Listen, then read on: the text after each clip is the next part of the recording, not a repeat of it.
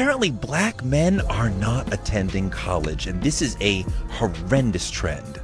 The number of black men at four-year colleges has plummeted, and at Howard University, there are as many non-black students as there are black men. While Torre made a completely legitimate point about the accumulation of black wealth and how that suffers when black men choose not to go to college. Just like clockwork, we get a conversation every so often about why are black men underrepresented on college campuses. As a college-educated man myself, I think it's a fair question to ask. But of course, let's stop kidding ourselves. Because do you really care? This guy is older than me. He's not radically older than me. He's older than me, and I have watched this guy for years. I've watched this guy for decades. Why are you, after all these years, this is a black American man. This is a black American man. After all these years, why are you, Torre, suddenly concerned about the education, the higher education in particular of black men and boys? Why are you concerned? Howard is just 19% black men. There's an array of reasons why this is happening, but the number one thing sociologists point to is something they call the belief gap, that a lot of young black men don't believe that they can or should be able to handle college intellectually or financially. Let's be honest, a reason why a growing number of young people altogether, not just black men, aren't going to college is because the cost of college is exploding.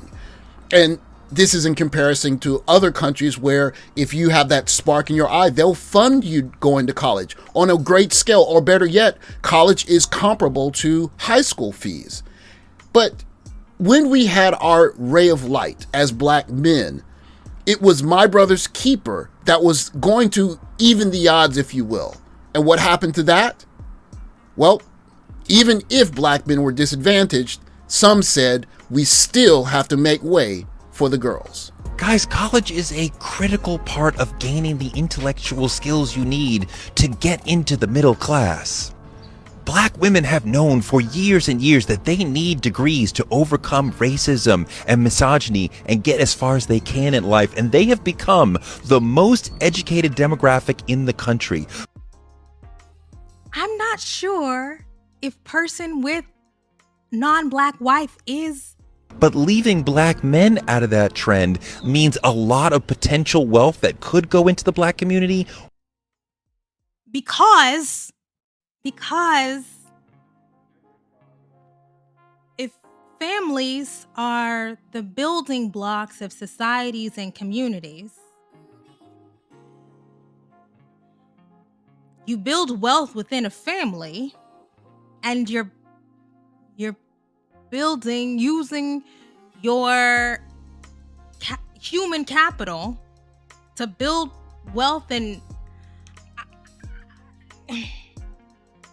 hey, but look, the message is good. The message is good.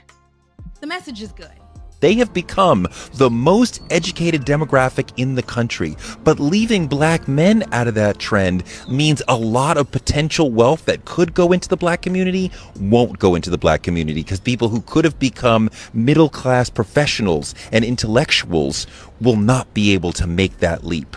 Putting aside the flack that Barack Obama gets for not doing anything in the black community specifically for black people, I happen to agree with that quite a bit. He did see a need to have an initiative for young boys that are disadvantaged. I think he saw something on the horizon. So when he tried, President Obama, to do the My Brother's Keeper initiative, he knew that a country without motivated, strong, ambitious young men is headed in a very difficult direction. Democrats talk about black men, those who are put on those billion-dollar platforms.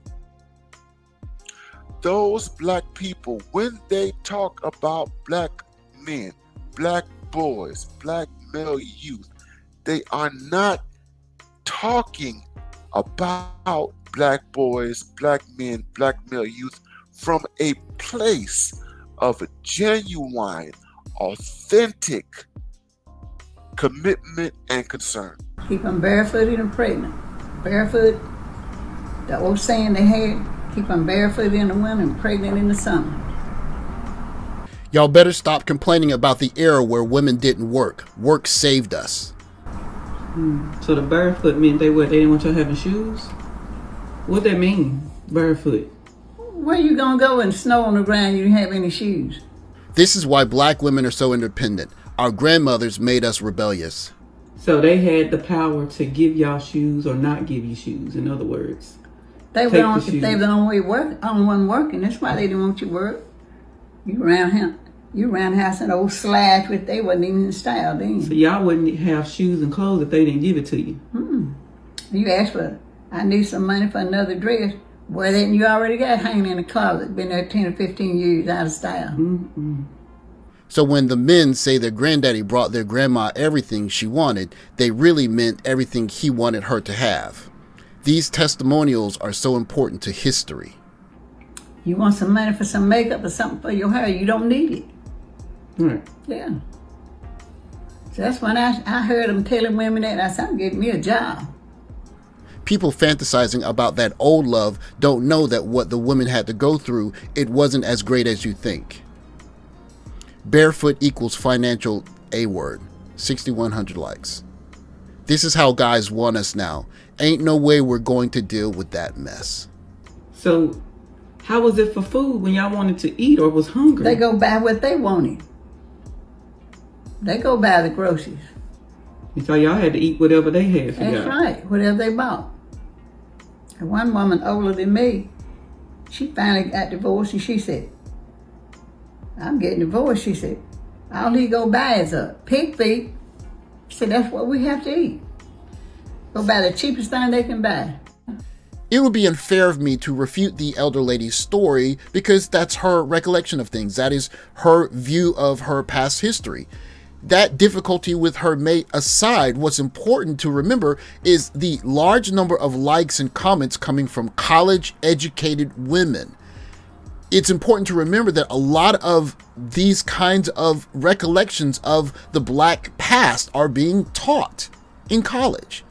And so you're telling young men not only to go to college, but pay to go to college, to be told that you are the boogeyman. It's just not a recipe for getting young guys to want to go to at least liberal arts types of schools, aside from STEM, which is a difficulty because the math difficulty. But that said, I want to let the doctor finish this off. Yvette Carnell just did a broadcast this evening where she raised the question, can a community advance or go forward if it is not invested in its men? That was Yvette Carnell. Tonight, this evening, before I came here, I'm listening to Yvette Carnell, American Descendants of Slaves, ADOS. I'm listening to Yvette. I'm listening to Yvette Carnell doing a complete broadcast. Can a community go forward that does not have any value for its men? Can a community go forward which has abandoned its men? And I'm going to add its men and boys. Many black men who express the greatest hostility towards the white male power structure are often eager to gain access to that power. Their expressions of rage and anger are less a critique of white male patriarchal social order and more a reaction against the fact that they have not been allowed full participation in the power game. For a couple of $1,000s a month, you too, as a young man, can go to school and be told, even though you're 19% of the people on campus, that you have aspirations of this.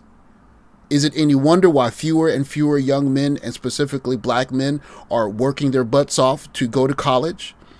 Despite the cost and the difficulty in disparity of young ladies versus men on college campuses, there's also the fact that you're essentially going to be told that even though you're in the minority of people on the campus, that you're a patriarchal overlord that is oppressing other young ladies on that campus. That's just not a recipe to get young men to want to go to college, even if it is better for them in the long run. Simply put, if you got to go into debt in order to learn that you're the reason why everything is screwed up in the first place, that's just enough to get a large number of black men, even the ones that are just about good enough to go to college, to say maybe I should look somewhere else and try and do this without taking on $100,000 in student loan debt. Food for thought, as now people seem to care that black men on college campuses, when maybe